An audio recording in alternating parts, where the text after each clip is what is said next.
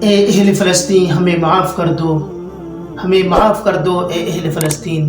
تم مرتے رہے، ہم سوتے رہے، تم پر ہر طرف سے آگ کے گولے برستے رہے، ہم اپنے تسکین کا سامان کرتا رہا۔ وہ تمہارے بچوں کو قتل کر رہے تھے، ہم پرتعش غذا کا اہتمام کرتے رہے۔ تمہاری بہنوں کی عزتیں لوٹی گئی، بزرگوں کی اعضائے کاٹے گئے، ہم تشویش کا اظہار کرتے رہے۔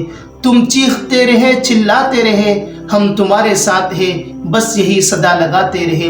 تم پکارتے رہے، ہم مسلمان ہیں، ہم قبلہ اول کے محافظ ہیں، رسول خدا کے جان نثار ہیں، بس ہم نعرے تکبیر بلند کر کے اپنے موبائل بند کر دیتے ہیں۔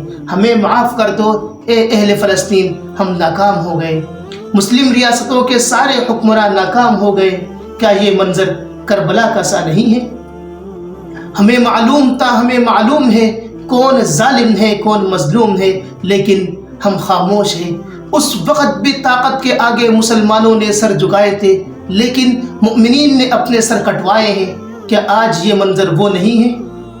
20,000 سے زائد فلسطینی مسلمان شہید ہو گئے، 8,000 معصوم بچے قتل ہو گئے، کتنے ہی بزرگ سرد ترین راتوں میں سسکتے ہوئے ٹٹڑتے ہوئے کھلی آنکھوں سے جان کو بیٹے۔ بیٹیوں کی عزت لوٹی گئی، مائیں اپنے جان کوپ میں معصوم جان کو لیے آگ کے کھولوں میں جلا دیے گئے۔ اے اہل دنیا تماشا دیکھتی رہی، لیکن ہم مدد کو کوئی نہیں آئے۔ غیروں سے کیا شکوہ کریں؟ اے مسلم، دنیا ہی مصلحتوں کے شکار ہے۔ ظالم اسرائیل وزیر اعظم نے اعلان کیا ہے کہ اس وقت تک جنگ جاری رہے گی جب تک حماس کی تباہی اپنے یرغمالیوں کو واپسی کا یقینی نہ بنا لیا جائے۔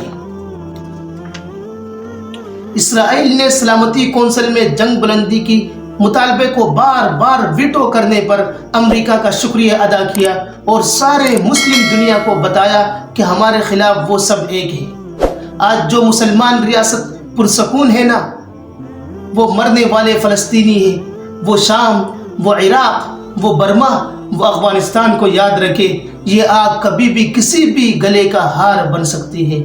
اللہ ہماری حفاظت فرمائے، مظلوم معصومین اور فلسطینی مسلمانوں کی غیبی مدد فرمائے۔